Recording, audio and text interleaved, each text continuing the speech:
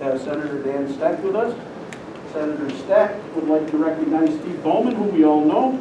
He's the former Veterans Service Director of Clinton County and is a member of the New York State Veterans Hall of Fame. So congratulations, Steve. I'm sure the Senator will have more to say about that. Senator Stec. All right, well, thank you. First and foremost, greetings, everyone. Thanks for giving me a few minutes here today to recognize one of your own, somebody that I don't need to sing the praises for in this room because you all know Steve and worked with him a lot better and a lot longer than I have. But as a new member of the Senate, one of the things that the Senate does is it has a Veterans Hall of Fame, and I get to select a veteran to that once a year as a member of the Senate and to recognize them. Now, normally, in a pre-COVID world, what would happen is there would be a ceremony and luncheon where all the Veterans Hall of Fame inductees would be invited to Albany. There'd be a luncheon in the Capitol, and then you'd be brought over to the Senate chamber. They would introduce you. You'd see the beautiful room. It's almost as nice as this room. It is a nice room. And you know, certainly you know, meet other people that have very similar passions and successes with veterans as Steve has. So we're blessed to have that many people you know, that are working to help our veterans. And I know that you know you're in good hands here with your successor. You know you trained him well, and I had a chance to meet him in his office not too long ago and lend my support. I think everyone knows, but I don't want to take it for granted. And also I think it's important, you know, now in the event that we've got here to remind everyone I'm a veteran, you know, and I come from a family of veterans. So the military and our veterans are something that's important to me personally. I try not to have a bias in the things that I do. I try to represent everyone equally, but sometimes what you're familiar with or what you were raised to honor and respect finds a way to find its way to your, you know, the forefront of your efforts. And for me, one of those areas happens to be veterans. My dad's one of 12 kids, 7 boys, all 7 of them. My dad and my 6 uncles all served. My mom was one of 5. Both her brothers were in the Navy.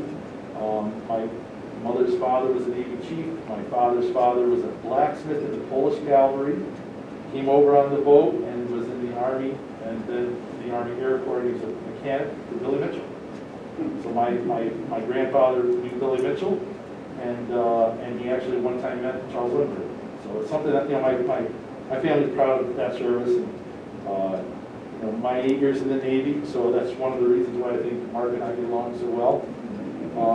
You know, but you serve, and today the good news is that everyone that served today, they did so as volunteers.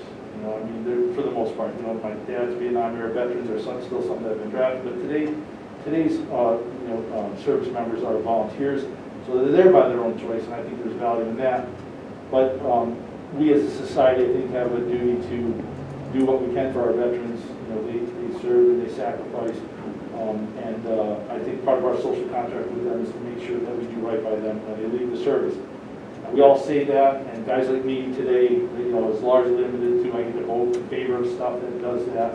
But offices like the one that Steve ran for many years here, they do that on a daily basis. They deal with the individual issues. They're all different. Some of them you've kind of seen something similar before, but everyone's issue is the most important issue to them. And they're the frontline workers of dealing with the federal bureaucracy, occasionally the state bureaucracy, whether it's a health issue, a mental health issue, a substance abuse issue, benefits issue, an insurance issue, a life issue. And I've said this before, I think it's important to remind fellow legislators, my colleagues, you know, a lot of times veterans are more comfortable talking to other veterans. It's a natural shorthand, there's a trust that's there, at least there's commonality of experience that allows you to break down some barriers.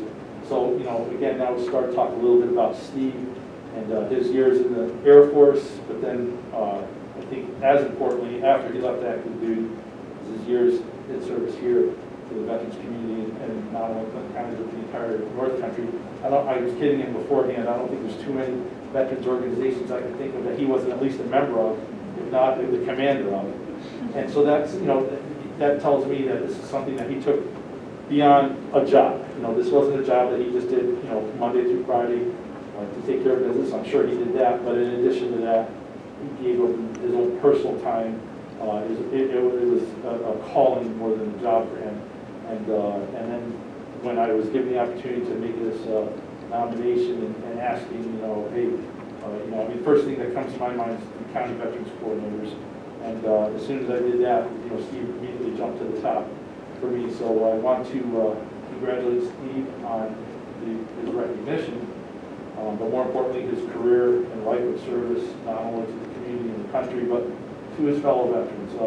It's something that's important to me personally, and that's something I deeply respect and I thank him for, and his family too, because I'm sure that he brings those stories home, and they're not always interesting, stories, and they're not always easy stories to hear. And as much as he tried, he wasn't able to solve all those problems either, and I'm sure that he carried that with him too, and so he did as well. So with that said, Steve, I have two things. I have a plaque for you. I have a big plaque and a little plaque. So we're big believers in redundancy in the military, all right? My staff doesn't get it, but I know you do. So first to give you the Hall of Fame plaque to Steve Bowman, presented by myself, and the 45th Senator. Steve, can you look over?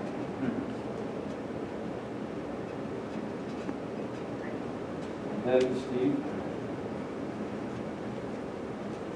So that's like the normal ensign. This would be the holiday ensign that we would fly on July 4th.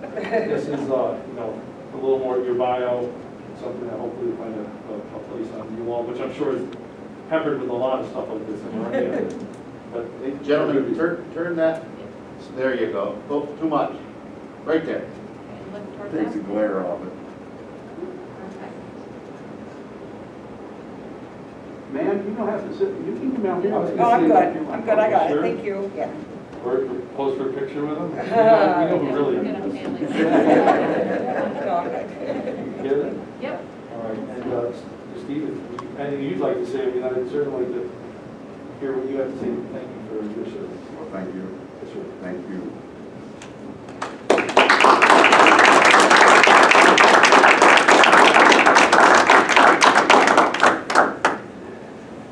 Senator Stec, I'd just like to thank you very much for the recognition. This is not something that I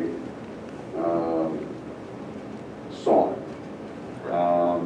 But as all of you legislators know, when I started here in 2004, my goal was to help my brother and sister veterans and to help improve their lives. And I think that we were able to achieve that in our office. I think we've been able to do that ever since I started in 2004. And this really has been, like Senator Stec said, it's been a lifestyle for me. I know it is for Kevin. The kind of work that we do impacts everybody that we come in contact with on a daily basis.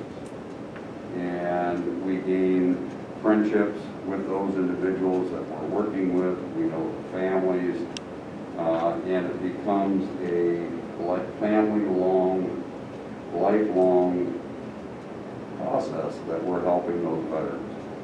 And believe me, even though I'm retired now, it does not mean that I stop.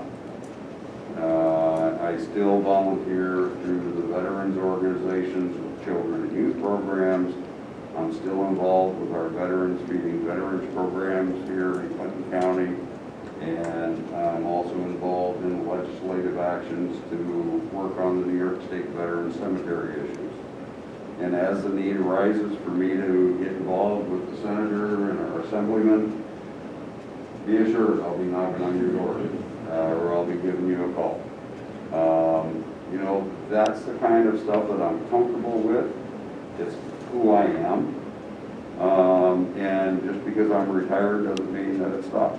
It will continue on. It's a work that I truly believe in. It's personal to me, and I enjoy it. So even though I'm retired, I'm not going away. So, but thank you for allowing us to have this platform tonight to recognize me. Thank you for all the efforts that you've done, along with your staff, to make sure that this stuff, this recognition happens. I very much appreciate that. Thank you.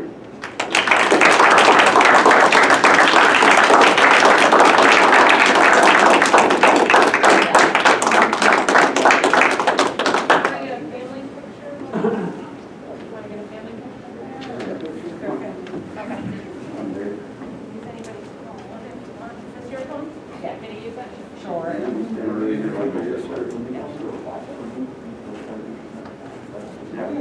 I